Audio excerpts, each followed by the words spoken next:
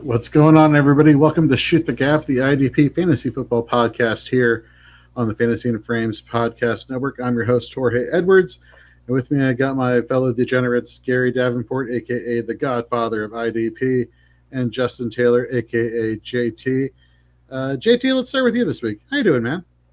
Hey, doing okay. Just trying to get set for all these playoffs. Was trying to make sure all my leagues that I commission are set with the right teams in the playoffs, and then was sprinting around trying to make last second pickups depending on what my leagues where I was at, and maybe some sneaky ones in Dynasty where I'm in trouble, but maybe I got a guy for the future. So I was trying to run around and see who I could get, because some of my leagues, I don't know how all your guys' leagues are. Some of my leagues, if you don't make the playoffs, you can't make any moves once the playoff starts. So, I was trying to figure out who or where I needed to make a move, and then a bunch of these guys get called up off of IR or getting thrown onto IR. Just trying to get all that squared away before this crucial first week of playing fantasy playoff football.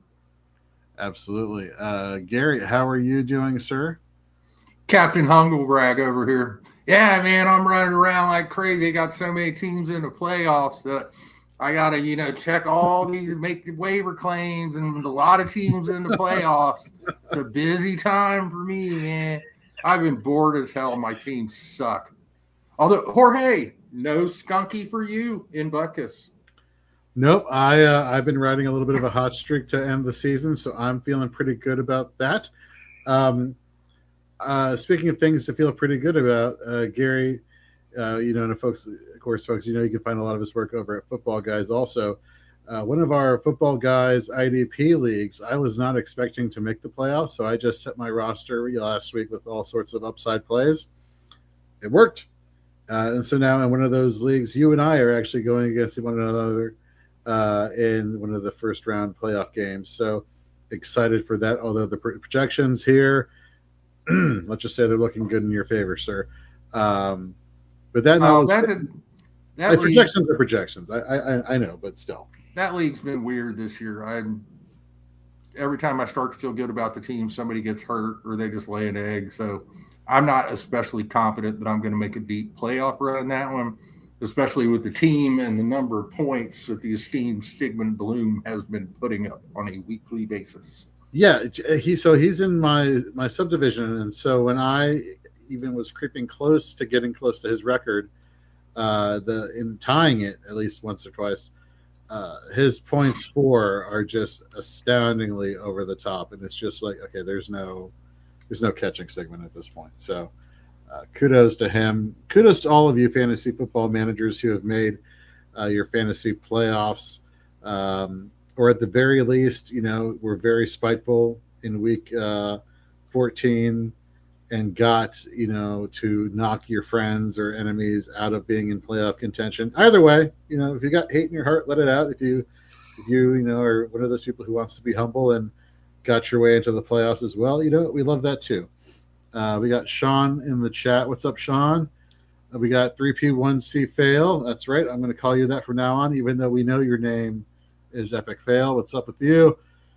Moggs is in the chat. What's going on, Moggs?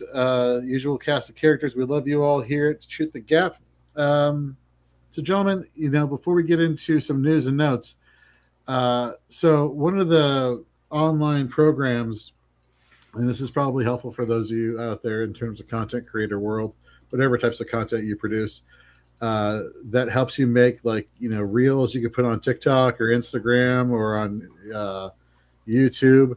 It's called Opus, and so it's this online AI software where you basically drop the link of whatever show that you were on, or you can upload the video file, and you can give it time parameters you want, clips that are only a minute long or 3 minute long or whatever preferences you have, and it'll use algorithms to cut up different clips that you can then sort through and decide which ones you want to post, yada yada yada.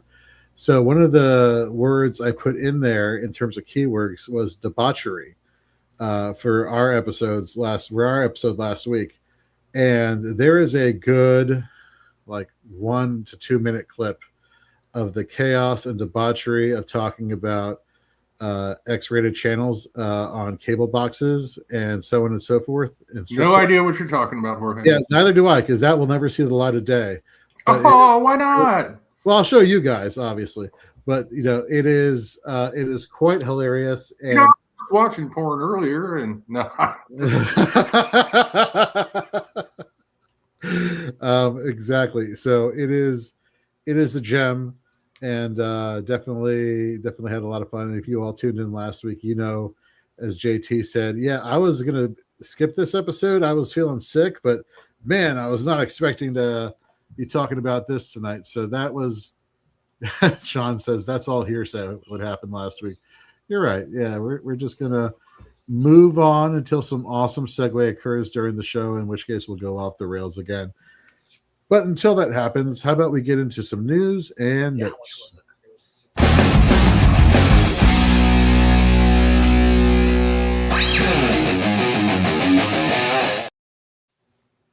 All right, folks, let's go through a few notes here around the NFL. Let's talk about the biggest news for not just IDP managers, but defensive fans of football. Myles Garrett, 2.5 sacks away from tying the single-season sack record, held currently by Michael Strahan and TJ Watt. TJ Watt, Michael Strahan don't deserve nothing. Brett Favre took a dive. The fix was in.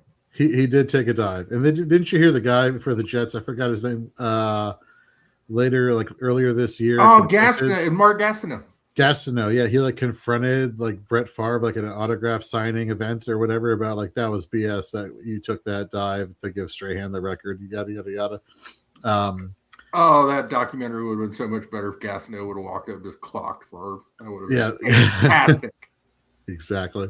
But Strahan here just dominating this season. Like I said, excuse me, not Strahan. Definitely not dominating this season.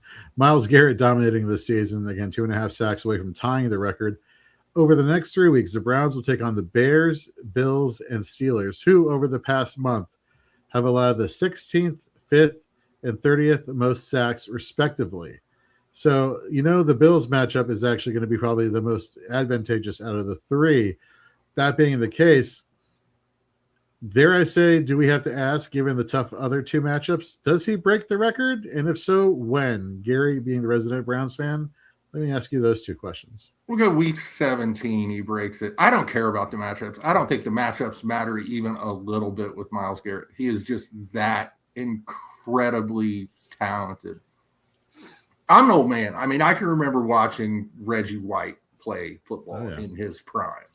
I can remember watching Lawrence Taylor play football in his prime. You can put Myles Garrett in the same sentence as guys like Reggie White and Lawrence Taylor and J.J. Watt in terms of just their ability to just take over a game, dominate. It don't matter. Chip him with a running back, chip him with a tight end, chip him with a running back, a tight end, and the nacho vendor. It's not going to make a freaking bit of difference. He's going to get to the quarterback. He is unstoppable. Defensive player of the year ×2 after this year. You mentioned the hot dog vendor, but not the beer vendor, because we don't want to hurt the beer vendor, because that vendor is actually the important one we don't want to get in the way of. So maybe they surround him with beer vendors, in which case then he... In Cleveland, they don't really have that many beer vendors out walking the stands because the fans will just take the beers away from them, so you have to get up and go get one. Okay, so now that we're going to be jumping off the rails right now, one of the coolest moments for me, being an outside observer of Cleveland sports, was when the Browns finally put in Baker Mayfield on that Thursday Night Football game versus the Jets, and they won their first game in over a year or so. And apparently they were Bud Light freezers all over the bars in Cleveland that had digital locks on them, and that they said they wouldn't unlock these coolers until the Browns won a game, and then everyone got free beer. Yeah. Oh my God! Can you imagine being in the middle of all that, being in a bar where the freezer just automatically unlocks, the fridge automatically unlocks, and all the chaos and stuff? That sucker was empty in 40 seconds. Yeah, I don't know how many beers each cooler had in it. I don't care. It could be 20. It could be 240. They're gone. Just gone. I've been to Cleveland enough times to know that. I was scrolling through Twitter that night, and the Cleveland Police Department put out a tweet, and they were like, "Oh dear God, what has just happened?" Even they were having fun with the situation there. So I would imagine if a Browns player like Myles Garrett breaks the single season sack record, that things may get a little crazy around the sports bars. They get crazy in the sports bars in Cleveland every Sunday, man. Well, now they would have an extra added reason there. That's just how they roll. I mean, can't fault them for that. Oh, I can't imagine. He's going to break the record. And if by something happens, he could tweak an ankle or something. You never know, and he doesn't. We're still talking about, I don't know how many 20 sack seasons there are, but there aren't that many. Right. And I think this will be the 5th straight year he's had at least 14 sacks. And that's an NFL record in its own right, because he set the record last year with 4 straight seasons of 14 sacks.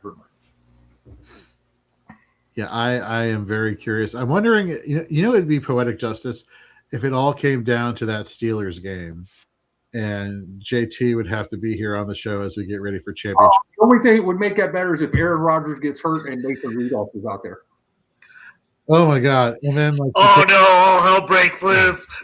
Mason Rudolph getting sacked by Mason Rudolph would be a dead man. The Steelers could put all 53 players on the field, and Garrett is still getting to Mason Rudolph.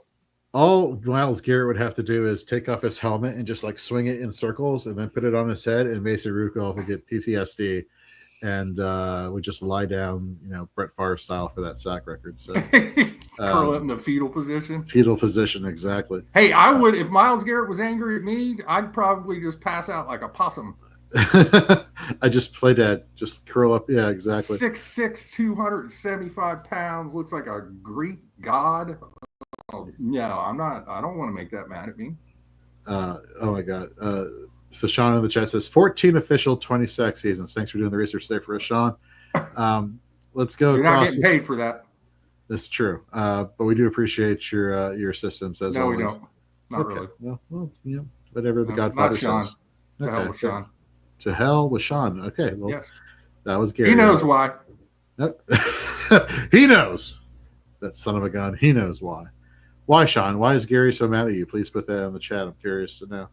All right, let's go to across the state in Cincinnati. Trey Hendrickson has been declared out for the next 6 weeks. I feel like this is always a conversation topic, JT, you and I have. But again, for those who haven't tuned in, if you're a dynasty manager, what are you doing with Trey Hendrickson? Given the fact we don't know what his situation could be, if he's even going to be on the Bengals next year, and his health issues he's had this year. Yeah, I said it, I don't think it was last week or the week before. I said, if you have a chance to get off of Trey Hendrickson, do it immediately before things get worse, and now it's worse. So now I don't think you can realistically expect anybody to give you anything for him now. I think you're just holding at this point. Well, the good thing is, officially going on IR should open up a spot on your roster for the playoffs. Hopefully, if you're in the playoffs. But yeah, man, going forward, it's going to be interesting with the whole thing with him last year, not wanting to be on the Bengals, whether that changes this offseason or not. Philadelphia, that's where he's going to be in 2026. Watch. Do they need him though? That's the thing. They have such a rotation. Yeah, I mean, has Howie Roseman ever seen a defensive lineman he didn't want? Well, he normally goes after the ones in the draft, right? He likes to build the younger guys. And honestly, yeah, but their pass rush has not been. I mean, I know they dropped Herbert 7 times this past Monday night, but before that, they only had, I think, 24 sacks for the season. I know they got some young guys that they hope are going to be something in Nolan Smith and Jalix Hunt, but they're not getting home this year. I think they might go for that. And you got to figure Hendrickson's going to be on a 1-year prove-it deal next year, because any chance he had of making a fat bag off of the last few years production went up in smoke this year when he couldn't stay healthy, and he's the wrong side of 30s. So you figure 1 year, probably 14, 15 million. There's going to be a lot of teams that will be willing to swing that deal. I just don't. You're not going to see anyone make any kind of long-term investment in Hendrickson. I mean, I wouldn't. 1 year deal. Hey, Washington Commanders, that's right up your alley right there. And last I checked, but they hate pass rushers. They're just allergic to them, apparently. Trade them away. Well, that was me. That was the old regime. I don't know what they're going to do going forward. I don't even want to get on that train of thought because I'm still frustrated from losing 31-0. Yes, I was part of the loss. I lost 31-0 along with the other players on the field. Ugly game. It was not optimal. All right, let's round out Money and Mirage here. And Gary, you wrote about this in the IDP waiver wire article for Fantasy and Frames, but you could check out all of his other recommendations by heading over to fantasyandframes.com today. Tyrell Dodson, who's been a top 10 fantasy linebacker performer for many fantasy managers, regardless of league settings, is banged up here. And if he can't go, who should fantasy managers be looking to pick up this week? I would think it'd be KJ Britt. He's got some experience because I assume they're not going to give Jordan Brooks the green dot even if Dodson's out because for whatever reason, I don't know if Jordan Brooks just doesn't want to wear the damn green dot or they just prefer to have him, free to roam around. But Britt's got some experience wearing the dot from his time in Tampa. So, if you're desperate, he might be a decent 1 week fill in if Tyrell Dodson's out. Also doesn't look like Tyke Smith is the number 1 scoring defensive back or number 2 scoring defensive back in most scoring systems. He is doubtful for Thursday night. So, yeah, that one hurt me in a few leagues. I'm making some waiver claims for guys that I really don't want because stupid Tyke Smith had to get hurt in week 15. You get hurt in week 3. Yeah, Gary, I'm in the same boat. I had Tyke Smith in quite a few leagues where I'm like in the mix, and now I'm like searching the waiver wire. I'm like, what DB cannot just totally screw me this week? I'm trying to just look at everybody. I'm like, look at all the matchups. I'm like, who actually has a shot to like at least score and not get me like 1 point and totally lose me the week? Putting in a waiver claim for Tony Jefferson. Like, yeah, this is great. Love this. Jeremy Reeves. I mean, you name all the awesome options you could put in there. Again, that's my self-deprecating Commanders fan hate. So here's a situation where, Gary, doubtful to play Tyke Smith, you just talked about, one of the top defensive backs in all of fantasy football this season. And we've talked about this on several shows. Like, if defensive backs aren't doing you any favors, like chuck them to the wire and pick up somebody else. In this case, for somebody like that who's been that productive this year, given the fact that we are in the playoffs and we know his upside, are you still following that same mantra? Should people be following that same mantra, or should they be holding on to him? No, I'm IRing him where I can, and in other leagues, hoping that I can find a roster spot elsewhere. I can't say that there won't be any leagues where I wind up letting him go because you got a short bench. You can't waste, if you don't have the spot to waste, then yes, a defensive back does become disposable. But I don't believe it's a long-term injury. Tampa playing on Thursday night is going to give them the benefit of the mini bye going into week 16. So I'm hopeful this is just a 1 week deal and we'll have him back for the semifinals. And until we don't, now if he don't play in week 16, at that point I'm probably cutting bait. Right. And also just a note that the good people over at Yahoo put out today in terms of navigating your rosters in the fantasy playoffs. Apparently, now I don't know if this is just strictly a Yahoo thing or if this is something that can be done across all platforms. So take that into consideration. But they mentioned that if you have a first round bye, make sure you put all your players on your bench. So that way, if the games are going that these players are playing in, and let's say there's an injury, well, you can still drop players and drop those players, even though the games have already started, and pick up people off of the waiver wires, as opposed to having them locked into your starting lineup, having not the ability to make any moves on your roster. I saw that today. I was like, that's a really good example of playing the game within the game. Yeah, that matters on your league rules because I've got leagues where you actually have to set a roster. They will not let you not have a lineup in. So, and then also be aware, and I have to tell this to a lot of my leagues, we'll do overall points championship as far as like bonus money, or it can go towards different things. So I'm always telling people like, hey, I know you had the bye week, but set your lineup because you're going to be real pissed if you lose out on the points championship when you had a bye week because you forgot to like go through and start your best lineup. So if you are in one of those overall scoring leagues or a league that does bonuses or different things for most points scored for the season, definitely make sure that you're getting a lineup in there because I've had that happen in the past in leagues. And people are like, oh, I'm in like one league. I'm a partner with a guy, and he was like, oh, we lost last week in the playoffs because it's a league where everyone makes the playoffs. So we started like week 12. And I'm like, no, the big money is the overall points top 3. I'm like, the playoffs is like a small part of the pot. He's like, oh, dude, I didn't even realize I wouldn't have set our lineup. I was like, I texted him like, hey, should we pick up this player? And he's like, oh, I thought we were out. We lost last week. I'm like, no, we still got points for the next 3 weeks. He's like, oh, I totally forgot that this league was like that. So make sure you know what your league rules are on that thing. You don't want to be out there not setting lineups when you can still technically be in it.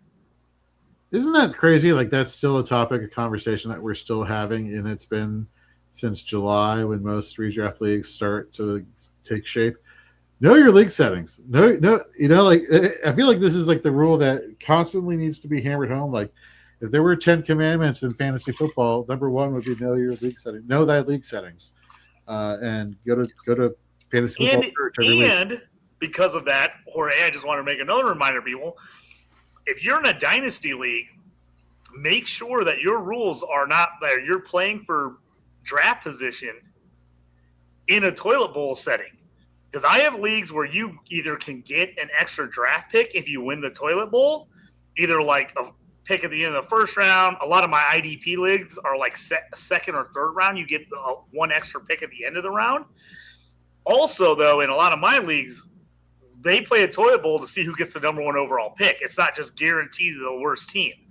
So if you're in that, make sure you're setting lineups too. Make sure you check with your commish and set your lineup if you did miss the playoffs, because you'd hate to miss out a chance on a better draft pick or winning an extra pick. Gary will wrap up this segment with just asking you, let's just say it's not a huge topic of conversation this time of year would be an understatement. But if you have nothing to play for in your consolation bracket, aka draft order for next year, prizes, money, avoiding punishment, yada yada yada, should you be making any waiver claims in your IDP leagues?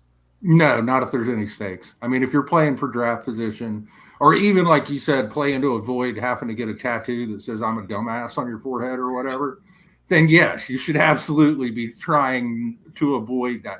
But if there's no stakes whatsoever and it's just so people can play fantasy football for a few more weeks, no, honestly, in those leagues, my suggestion would be that the commissioner should go in and lock those teams at providers where you can do so. Like I know on my fantasy league, the first thing I did when the deathmatch season ended was went through and figured out who was in the playoffs, and I lock everybody else's rosters so that they can't do that. Because the deathmatch playoffs can be a little confusing to people sometimes, and people will make waiver claims when they've been eliminated for the playoffs, and there's just no point to that other than you're denying a player to a team that is playing for something. So, no, if there's no stakes, no moves. If you want to still set a lineup for the toilet bowl and try to win it just because that's fine. But don't mess things up for the people who are actually playing for something. Totally agree. Well, there you go. We are 3 for 3. All right, folks, let's get into some money in Mirage.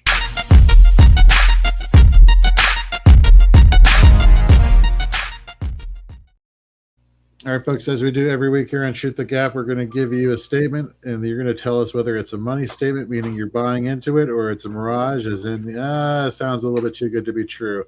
So let's start off this week. This one hurts. So the Minnesota Vikings, shellacking of my Washington Commanders on Sunday, had everyone in the defense and their grandmother putting up fantasy points. Andrew Van Ginkel, Jalen Redmond, if you play in defensive tackle leagues, even if you don't, he had a good outing, especially using Fantasy Pros IDP scoring. Eric Wilson, Blake Cashman, Harrison Smith got an interception. They all had big days for fantasy managers. And then against Dallas, do we know how Dallas is, how they play the game, their running game and their passing game, and the shortcomings they have at the various areas on the field. JT, let me start with you. Van Ginkel, Redmond, if you play in defensive tackle leagues, which, by the way, in defensive tackle leagues, the past month is the DT3. I just want to keep that in your brain. Eric Wilson, Cashman, Harrison Smith, all these guys in Week 15 versus Dallas, you can confidently put into your starting lineup. Money or Mirage? I think it's a pretty money statement. I mean, we've seen the Cowboys. They've been in a lot of offensive shootouts, a lot of games, but in that, they've given up sacks. They've turned the ball over. You've been able, especially for IDP purposes, those you've been getting a lot of points from those other guys. Obviously, if you're playing a heads-up team where like you give up points on a defensive start league, that might end up screwing you if it's a high-scoring game. But I think for IDP purposes, I think you got to play those guys. I think they're going to have a lot of opportunities. And I have to tell you, looking through my lineups this week, there's some real tough matchups for some guys that you would think you would play. Like normally, that now that it's the playoffs, I'm starting to really look at that and go, ooh, should I maybe play one of these other guys because I hate this matchup? So I like it. I think it's a money statement. You want to play as many Vikings defensive guys as you can this week. Well, Gary, let's segue off of that last comment that he made in terms of players that you're just kind of like, yeah, normally this would be like an obvious, but I have reservations. And that is, despite the matchup this week, versus the Dolphins, you should feel comfortable playing TJ Watt as one of your top defensive linemen. Is that a money or a Mirage statement there, Gary? That's a Mirage. I know I don't feel confident about starting TJ Watt this week. That's not to say I won't, because you have to, because it's TJ Watt. Even though TJ Watt really isn't having a great season, right? It's still TJ Watt. And if you don't start TJ Watt and he goes out there and has a TJ Watt game and gets like 9 tackles, 2.5 sacks, and forces a fumble, you're going to be staring at those points on your bench all weekend long. And then after you lose that week, because all those points are on your bench, you're going to kick yourself in the butt for months. So at some point, you just have to roll that guy out there and hope for the best. But no, I have Watt in the Kings Classic Buckus division this week, and I was fortunate enough to make the playoffs. Do not feel great about his chances this week, but he'll be out there because he has to be. It's TJ Watt. Is there any scenario, assuming you give a lot of stock to weekly projections and whatnot, is there any scenario where you would say, man, I want to play the upside matchup versus playing TJ Watt? I can't imagine one, honestly. I mean, I know there are some upside plays I really like this week, and I could probably pick up maybe one of them, even in a league as deep as Buckus, and start him over Watt. But again, if you do that and it doesn't pay off, if you do that and it pays off, great. Right. And Watt will probably still be okay. He didn't get a sack last week, and he had decent numbers. I think he had like half a dozen tackles, a couple QB hits. So it's not like he's leaving people completely high and dry. Right. I'm not an always start your studs guy, but I am a guy that realizes that if you don't start that stud, you'd better hope to God that your matchup play pays off. Because if not, and I've done it before, you will drive yourself crazy. You'll be in March. You'll be sitting at the dinner table and you'll be like, I can't believe I did not start TJ Watt against Miami in week 15. I'm so flipping stupid. And then you smack the dog, and the poor dog got smacked for no reason. So in the interest of being kind to animals at the holiday season, yeah, Christmas, everyone, don't do stupid things that cause you to smack dogs. Yes. No, Jesus Christ. No animal injuries. ASPCA approved. Fantasy and Frames message.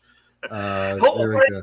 I think, send Sarah McLaughlin a couple bucks too for the little dog that's outside all cold. I agree with Gary there. I think you got to play TJ just because you're going to kick yourself if you don't.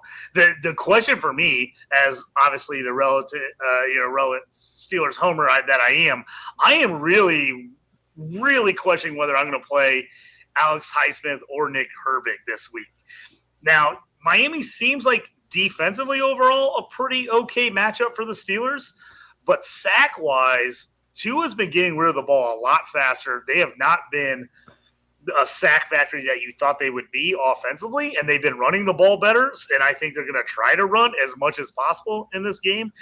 So I don't know how many opportunities they're getting. So I see in the question, we got one that popped up there from Epic Fairley, said, what about Highsmith? I have to tell you, if I have a better option, if I have somebody that I feel better about, I'm probably starting them over Highsmith this week, and I'm definitely looking about starting anyone I can over Herbig. right now. I'm really, really questioning it. I'll start Highsmith if I have to, but there's a couple leagues where I have Highsmith and TJ, and I'm real nervous about starting both of them. And so if I have them both, I'm going to play TJ over him. All right. Let's get into another Money or Mirage and go back to JT here. If you have to choose one, and yes, this is for the scenario, you have to choose one. Then why did you say if? Okay, fair enough. Why didn't you just tell him he has to choose one? Fine, that's a good point. Fine, you have to choose one. Semantics matter, Jorge. You're not wrong. You're not wrong. All right, you have to choose one, JT. It's better to chase efficiency versus recent productivity during the fantasy football playoffs. Is that a Money or Mirage statement? Oh, man. I'm leaning towards, if I'm guessing and I'm having to decide what I play, I'm leaning towards the production. Whatever the guy's done, if he's produced the last, say 2 weeks, he's played really well, I'm going to lean to the production side come playoffs over the efficiency. We're during the regular season. I'm probably going to lean a little more efficiency just because I'm I don't want to miss a week where these guys finally get it back together. But I'm probably going to go with a hot hand, a little more the guy that's been producing and the guy's put up points the last 2 to 3 weeks. What about you, Gary? You agree with that? Yeah, I don't give a damn where the points come from. I just want points, especially in the playoffs. So I don't care if you're the most inefficient tackler that ever was. You go out there and get me 14 stops, you're my guy. Love it. Yeah, so Cody Barton could be your MVP potentially. No, Cody Barton ain't got 14 stops in the last month. If he did championship week, would you call him a bum? He couldn't get 14 stops in a game playing against the Sunny Acres Rest Home. You're avoiding the question. If he got you just 14 tackles in championship week, if you had to play him somewhere, would you call him a bum? No, not if he wins me a championship. Fair enough. No, if you win me a championship, you're my guy. Right now, he's not winning me nothing. He's a bum. Dude, nice. Hobo. You're a bum. Put him on a box car and send him to Wyoming or something. Get Mickey from Rocky. You're a bum. Anyhow, okay. All right, Gary, last Money in Mirage here. Jalix Hunt, Nakobe Dean, Zach Bond, Reed Blankenship, and Jalen Phillips are coming off of impressive game versus the Chargers on Monday night. Philly has always been kind of murky in terms of which IDPs to start outside of inside linebacker after you get the whole snap situation taken care of in terms of seeing who's playing the most snaps. But from front to back of this defense, from linemen to linebackers to defensive backs, in terms of week 15 this week, they should be trusted to be into your starting lineup this week. Oh, I trust him more the closer you get to the line of scrimmage. Although Dean is playing essentially. I haven't seen his snap share last week, but I assume it was 90-something%. He's a full-time guy. Him and Bond are the two full-time linebackers. Jahad Campbell's dead, so I like Dean. It's hard not to like those Philly edge rushers, given that they're going up against the Raiders, who have given up all the sacks ever. Although if Kenny Pickett plays, that might throw a little bit of a wrench into that. Because at this point in the season, Geno Smith is just like a deer in headlights. I mean, he sees the pass rushers coming, and he's just bracing to take the hit. Blankenship, I'm a little less confident about, although he has been pretty solid the last couple weeks in a row. In his case, if Pickett plays, it would be worse for the edge rushers, I think, although I'm still rolling them out there. The Raiders' offensive line is terrible. But it might be better for Blankenship because the Raiders might actually be able to generate some offense. And they're just not doing that with Geno Smith at quarterback. So it's made it a little bit harder for safeties to, you got to be able to throw the ball at least a little bit to get defensive backs involved. Nope, I love it. That's a great call. All right, folks. Well, that's going to do it for Money Mirage. Let's get into what you all are excited about. Let's get into some plays and fades.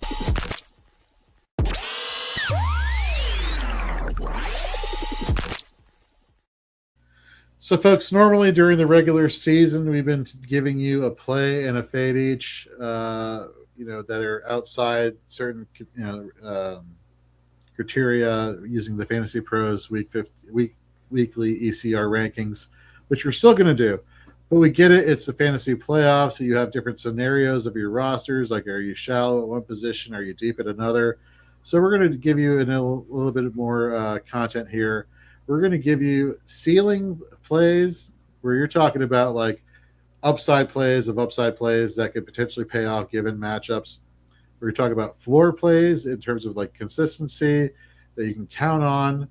And then we're obviously going to give you our fades at defensive lineman, defensive back, and linebacker. So let's get into defensive lineman, which, just as a reminder, we go outside of the top 12 in Fantasy Pros Weekly ECR. And so I will get us started here. My floor play for the week. And I'm not saying it's a high floor or low floor. I'm saying it's a low consistent. It's a consistent floor. He's the DL15 since week 11, DL15 since week 11 in points per game, and is tied 11th amongst all defensive linemen in total pressures, 6th in solo tackles. Wow, I can't talk tonight. 9th in TFLs per PFF.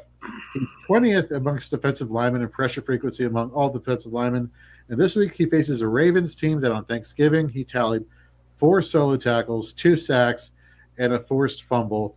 His tackle upside gives him the amazing floor. That's where that's coming from. This is why he's a good floor play.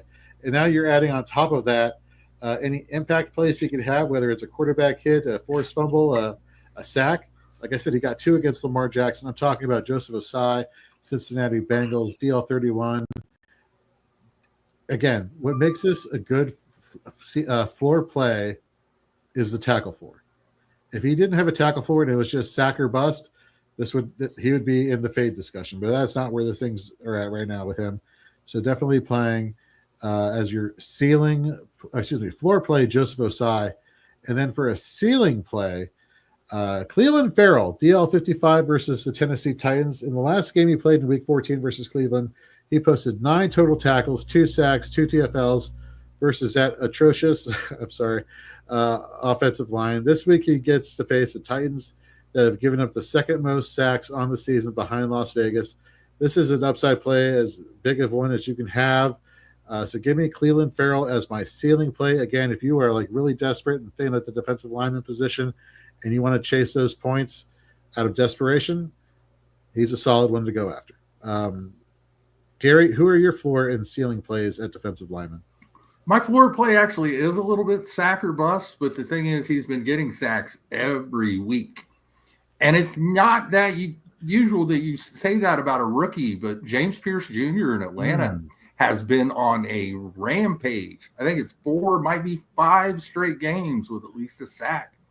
Going up against a Tampa Bay team that has been a favorable matchup for defensive linemen this year. When the Falcons made that trade and gave up their first rounder next year to trade up and take Pierce, I thought it was a terrible deal, especially given what the Giants had given up to move up and take Jackson Dart. But the way Pierce is playing, all of a sudden they don't look so silly.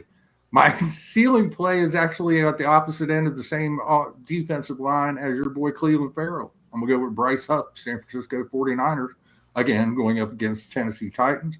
Jorge already explained why the matchup is favorable. Huff was hot earlier in the season. It's been a while since he had a sack, but you got to realize he had a hamstring injury in there, missed a little time. It takes a little while to get back up to 100%. I think with San Francisco having last week off, that gives him, an extra week to get 100%. And I expect the 49ers to tee off on Tennessee this weekend. I wouldn't be surprised if Huff and Farrell both get home. Love it. Epic Fail in the comments saying he's loving this floor ceiling format so far. Great change. Glad you approve. We love it. Summer, welcome back to the show. Says she's got a question for us. Got a tough decision for playoff week between Derwin James, Evan Worry, Cameron Curl, Jesse Bates, or Kevin Winston at defensive back. Can only play one. Can I borrow one? Nice. Or 2. I mean, so many good options here. JT, who are you rolling with out of these options if you can only play one? Oh, man, this one is a rough one. Oh, I'm probably going Curl. I want to go Hub and Warray just because I like him against. I think Colts team's going to have to run the ball a million times, but I can see them doing a ton of 3 and outs, and he doesn't get a lot of opportunities. I'm probably going Curl here, and I'll tell you why I don't like Derwin James later when we go to fades. I don't like him this week. I'm taking Curl if I have to out of this group. You're gonna love this summer.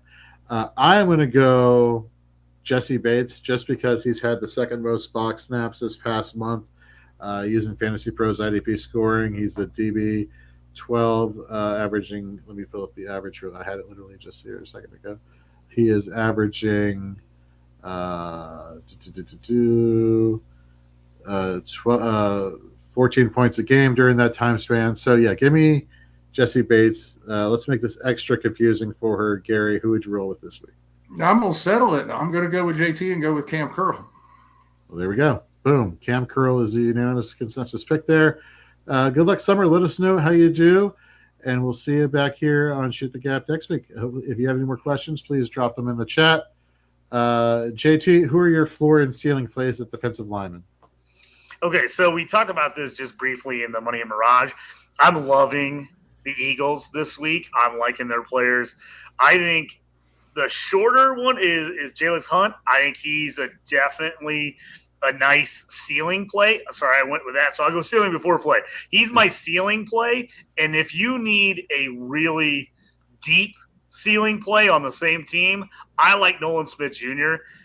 Played well last week. He's not getting the snaps, and this is why I say he's like the long shot ceiling play. He's been down on the snap count, but he's been pretty good when he's got opportunities. If the Eagles are rolling in this one, there's a chance that we could see a lot of those ends rotating because they're just literally dropping back, ears pinned back, getting sacks all game.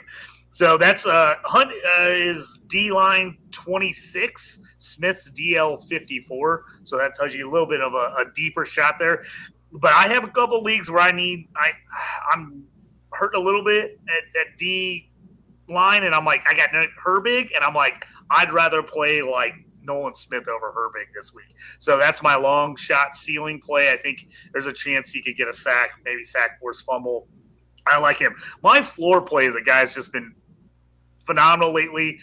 You're probably starting him no matter what anyway, but that is Jeffrey Simmons for Tennessee. He's only had 4 bad outings all year, and the 4 bad outings were bad. Everything else has been double digits for Fantasy Pro scoring the whole rest of the season. He's been about as freaking consistent as you can possibly be for a defensive tackle. So even in a non-defensive tackle start league, and a defensive tackle start league, he's in your lineup. It's a guarantee. But even in a non-defensive tackle, if you're just playing D-line, I like Simmons. He has just been great consistency all year. So I really like him as a really nice floor play that you could get. You just can count on him getting you solid points this week. Summer's got another question. She says, thanks. Absolutely. Also, Karlaftis or Crosby at defensive line this week. Gary, you're starting us off here. Who you got? I like Karlaftis' matchup better, but I'm not sitting Max Crosby for him. Yeah. Even though with Crosby, I believe, was held out today with a knee injury. Again, we don't put a lot of stock into Wednesday. Crosby's playing. Crosby's leg is still attached to his body. He's playing. Nice. There you go. Although both are great situations to be in, but definitely playing Crosby here. I agree. JT? Yeah, exactly what you guys said. I like the matchup. I'll play Carl Loftus in a ton of spots, but if you're like, hey, I only can play one guy, I'm in a league that only does one D-line, I'm playing Crosby. Though if you can, Carl Loftus, I would consider playing him in like a flex spot, even if you only start like one D lineman, play Crosby, and maybe put Carl Loftus in over a linebacker in maybe one of your IDP flex spots. All right. Let's get to speaking of linebackers. You have your you went over both your ceiling. I went out of order. I went ceiling first before floor. All right. Well, let's get to the linebacker position, and we'll go with floor. I'm going to start with Divine Diablo, LB 38. Over the past 3 games since returning from injury, Diablo has posted 11.2% tackle rate, which it's okay. It's consistent, playing 100% of snaps and averaging 7 total tackles per game. PFF's 7th highest rated tackling linebacker. What makes him really great is he has a low missed tackle rate and is 5th in defensive stop percentage when playing against the run, which is what you want from your box safeties. This week he takes on the Bucs, who have allowed the 17th most fantasy points to the linebacker position. LB 19 since week 11 using Fantasy Pros IDP scoring. Again, stable, reliable, good LB, low LB2, LB3 option there for you in your IDP leagues. Definitely has the edge there, pun intended, for a floor play. Ceiling play. Again, this is a ceiling play. LB34, which I'm kind of surprised he's ranked as highly, which again tells you why I'm making him a ceiling play, is Peyton Wilson versus the Miami Dolphins. He's had only one double-digit tackle game this past month for the Pittsburgh Steelers. However, this week versus the Dolphins, who over the past 4 weeks have allowed the 10th most fantasy points on average to the linebacker position, they'll be playing each other on Monday night. He's ranked 8th in tackles per opportunity since week 11, which tells me that Wilson is the type of player, given the fact that he has the low tackle volume, he needs to be that guy who's like, oh, he's at the right place at the right time, and therefore he can like make the plays on the ball. As opposed, which kind of sounds like, though, obviously Jorge, but no, versus like a linebacker who will like go sideline to sideline, who will like kind of impose his will on the opposing offensive players. Again, great matchup, run heavy Dolphins team. Again, this is one of those opportunities here, given his efficiency, given his ability to make plays on the ball. Definitely a ceiling play for you this week versus the Dolphins. Gary, who are your floor and ceiling plays at linebacker this week? Well, my floor play, I'm going to get semi-homer. I say semi because he currently plays for the Cleveland Browns, but he used to play for the University of They Who Shall Not Be Named, who fired their head coach today. Yeah, someone was misbehaving. Devin Bush of the Cleveland Browns has been surprisingly consistent this year. I think everyone would agree that he's been a great value. I mean, this was a guy who was a late-round dart throw if he didn't start the season on the waiver wire, who was turned into an every week, high-end LB3. The Bears aren't a fantastic matchup for linebackers, but we saw a couple weeks ago against the Philadelphia Eagles that if the Bears can get a lead, they will grind that running game just over and over and over and over. And that should mean tackle opportunities for Bush. Ceiling, and now maybe this is wishful thinking on my part, but his snap share last week against the Detroit Lions was up to a season high, 76%. Maybe we're going to get to see a glimpse of the player we all fell in love with last year. Give me DeMarvion Overshown of the Dallas Cowboys going up against the Minnesota Vikings team that I believe is second in the league in fantasy points allowed to linebackers. Love it. I'm such a huge fan of Overshown, and I'm waiting for like the day where all the hustle kind of like pays off, which could very well be this week. I'm loving that ceiling play. JT, who are your floor and ceiling plays at the linebacker position? So obviously been a disappointment depending on where you drafted him, and that's probably everywhere that you're going to be disappointed. But Zaire Franklin for the Colts has not been what you probably signed up for this year. But the last 4 weeks, he has been really consistent, really nice scores, averaging 15.9 points per game. He's only had one game, I think he was under 20 points. So he had one bad week in the last 4. I said it already, but I think there's a chance Seattle gets way up in this game and runs the ball a ton, and he could end up with just a bunch of assisted tackles on top of everything else. So I think Franklin, even though he's LB 18, he was drafted as much higher than that. He's LB 18 this week.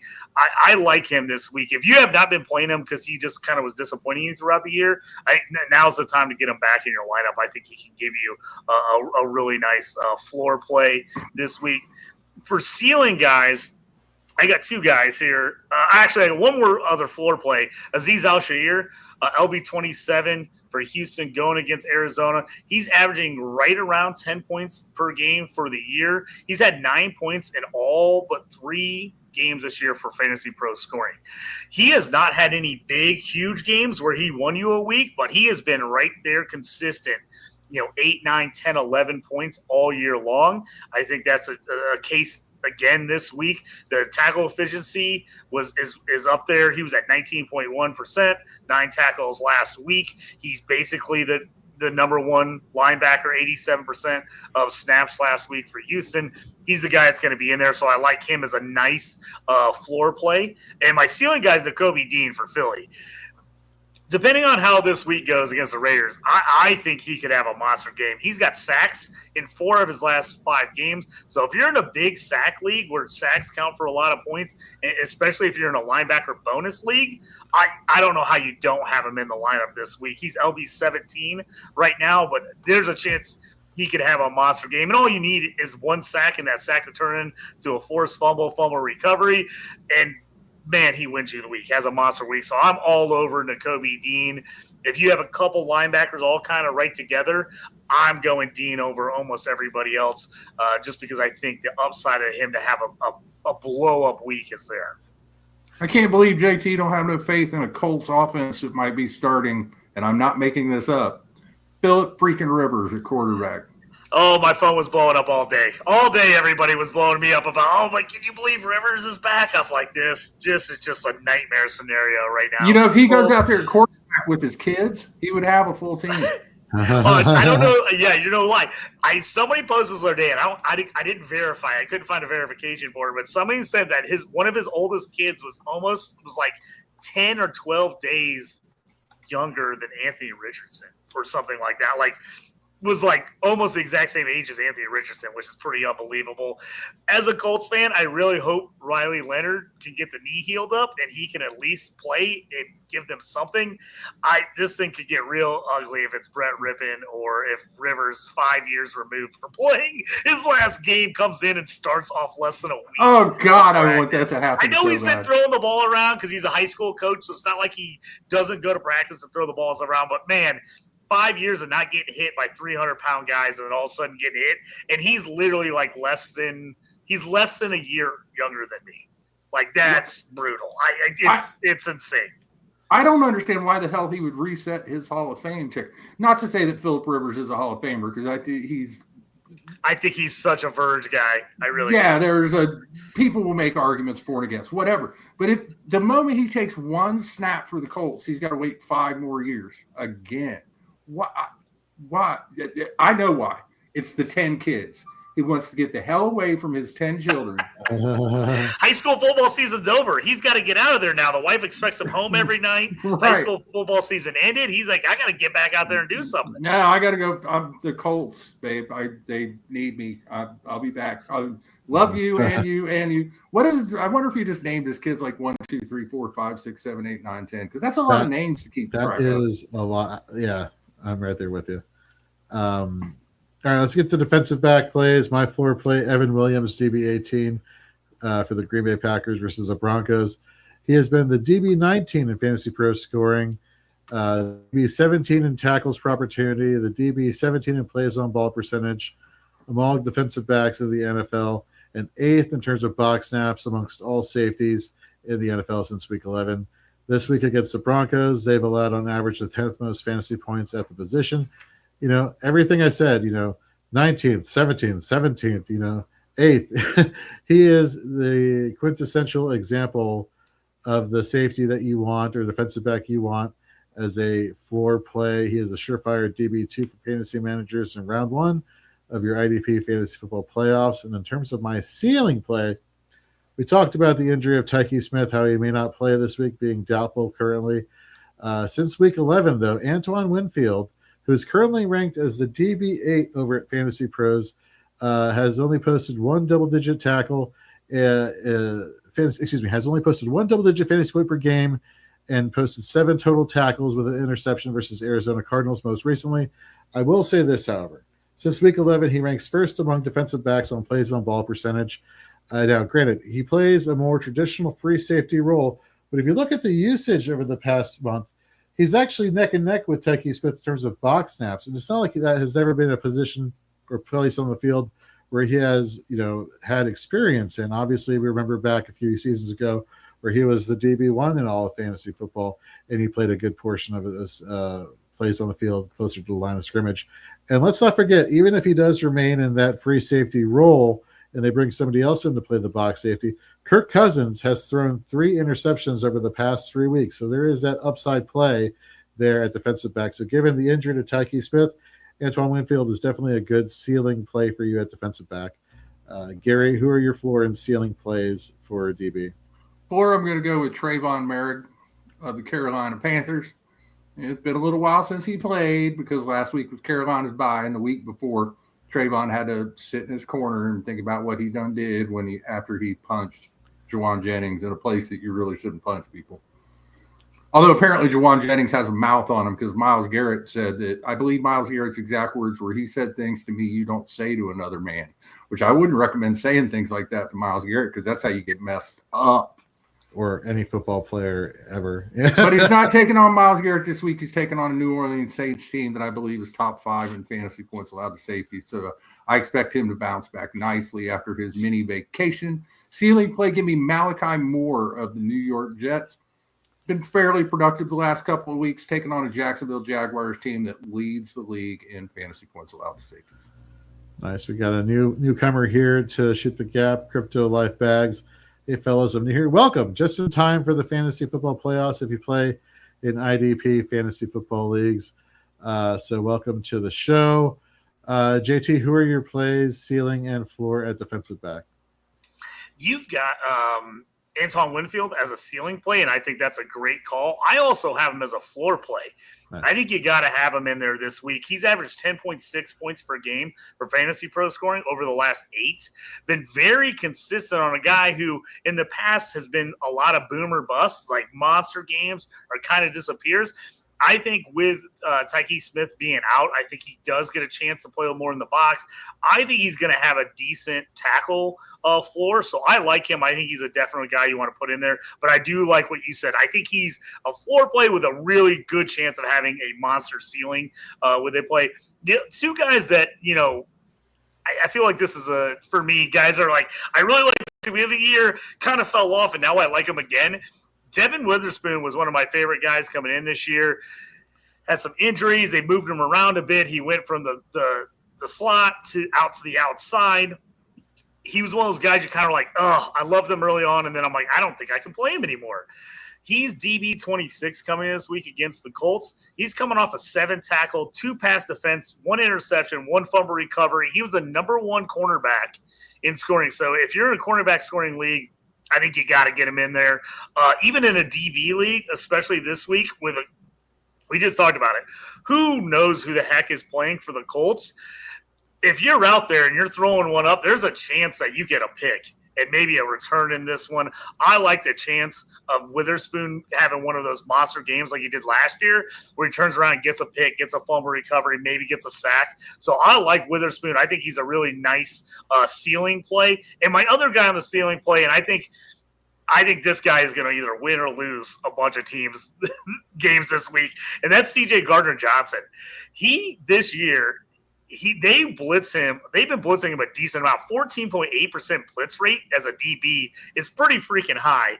He has had some monster games this year for you. Monster games, but he's also had some complete duds. So I think, the way he's playing right now, I'm willing to take a shot on him, but to me, he's all ceiling and no floor. Like he's either scored you 20 to 40 points, or depending on your scoring, 20 to 30 points, or he scored you like 3. So that's kind of where I'm at there with CJ Gardner-Johnson. I just think if you put him in your lineup, you're taking that shot. Crypto Life Bag says Seattle DBs. He's all over that. So loves that there. Before we get into our page, just want to shout out the people over the Fast Draft app. If you use the promo code FRAMES, you get matched up to $50. And they have brought back for the fantasy playoffs, weeks 15 through 17, one of their best ball competitions.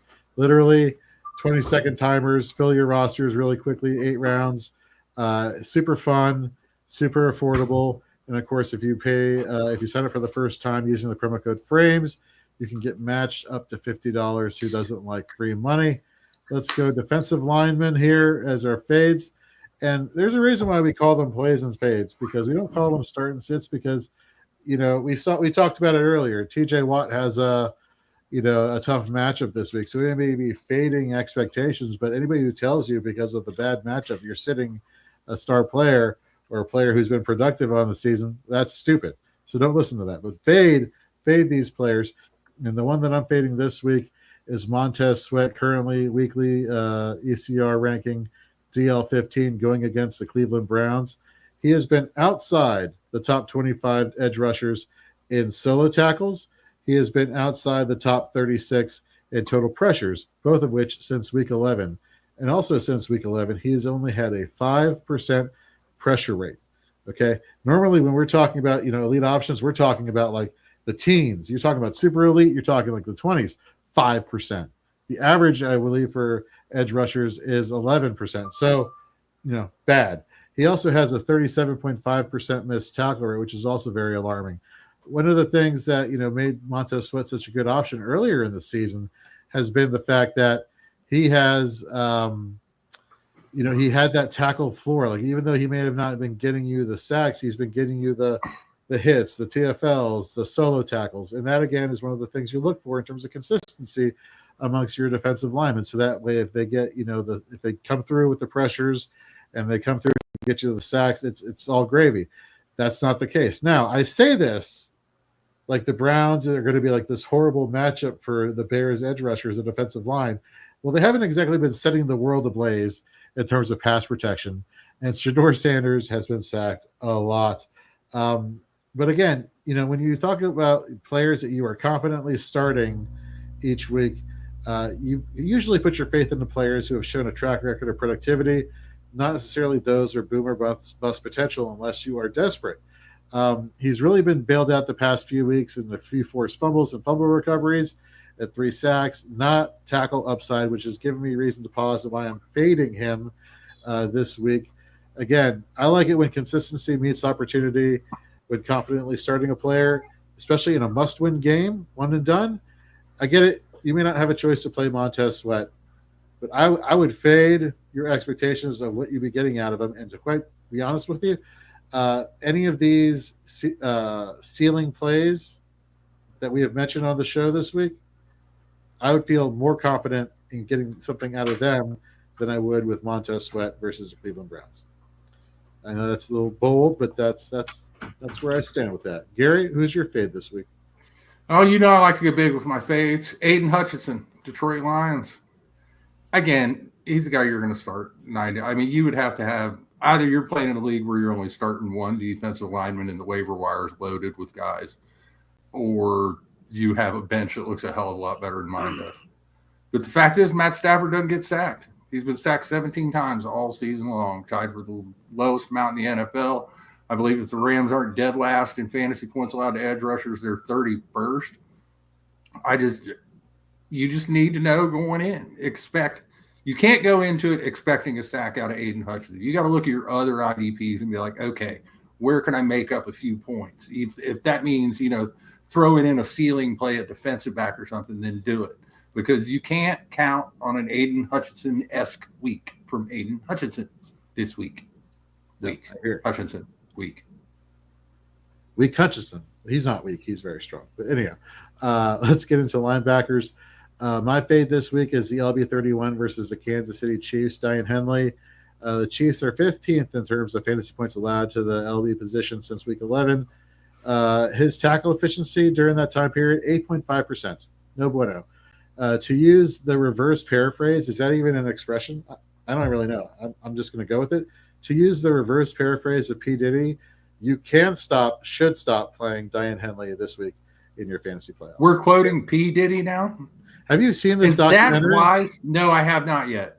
Okay. But I don't know if it's wise. I ain't saying, I'm just saying. So I too have not, but I've been seeing the reels where like they make fun of him coming out of the 96 or 97 VMAs where he's dancing, to Every Breath I Take or whatever. And like he's dancing and he's wearing all white. And now all these reels on like TikTok and Instagram have the caption, what P. Diddy looked like a week ago when he killed Biggie, and he's like dancing and celebrating. And so it's crazy.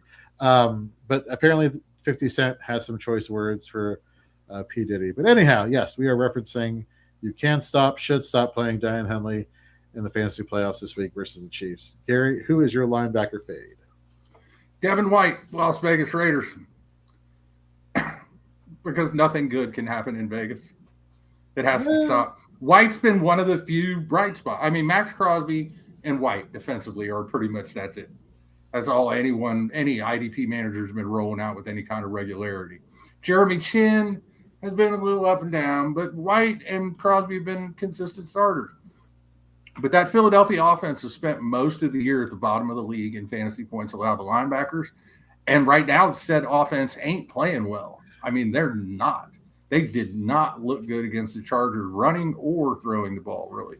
So, I mean, White's probably, I'm guessing, top 15 in points in most scoring systems for the season. I've probably got him in LB3 territory for the week. So, again, temper expectations. For me, these fades are as much about tempering your expectations as you should absolutely sit that guy. Nice. We got Crypto Life Bags asking, are we liking Jalix Hunt versus Eagles this week with this snap count the last 4 weeks? Thank you guys. Great information and show. Well, thank you very much. We appreciate that. Welcome to Shoot the Gap. JT, you're nodding in approval. Yep. Yeah, we talked about him earlier in the show. He obviously, Crypto jumped in just a hair late. We talked about him. We're liking Hunt this week for the Eagles. I'm liking the Eagles defensive players all around. Hunt's one of our favorite guys as far as a ceiling play this week. I think he's a guy you want on there. And then I talked a little bit about Nolan Smith as like my way down the line deep dive if you want another guy on the Eagles that I think could be big. He's a guy I like as well. You got Sean in the chat stating, porn 1 week, rapper battles the next. This show has a lot of range. You are not wrong. Hey, I am a diverse artiste, Sean. We diversify our bonds here. Thank you very much. Kiss my narrow. Crypto Life Bag sounds like I'm in the right place. You are in the right place. And folks, if you are looking for some redraft help, well, I shouldn't say redraft help, but help in terms of smash or pass plays this week in week 15 on the offensive side of the ball, stay tuned in a few minutes. Fourth and Frames, our longest running podcast here at Fantasy and Frames, will be on with Drew Scott, Rhett Manuel, and Nate Markham, helping you with all those plays for the week. And then, okay, let's get into defensive back fades, and then we'll get into sack lunch and get out of here. My defensive back, he's currently listed as the DB7 in week 15 ECR over at Fantasy Pros. Derwin James. The Chiefs are 26th against in points per game average allowed to the safety position since week 11. Derwin James, since week 11, JT and Gary, in terms of Fantasy Pro scoring, has been the defensive back 111. All right. Yeah, let that He sink in. hasn't scored double-digit points since week 6. Yeah. So that is, for somebody that you paid up for, just yeah, it's almost like you shouldn't draft defensive backs earlier or something. Yeah. Anyhow, Gary, who's your favorite defensive back? A guy who was actually the kind of defensive back that I do wind up with because he didn't cost anything at the beginning of the season. Geno Stone, Cincinnati Bengals, who I believe is third in fantasy points among safeties in the default scoring I use. He's going up against the Baltimore Ravens team that's next to last in fantasy points allowed to safeties. And he's a guy who can be a little big play reliant. All right. Well, let's get into our last segment as we always do. Let's get into some sack lunch.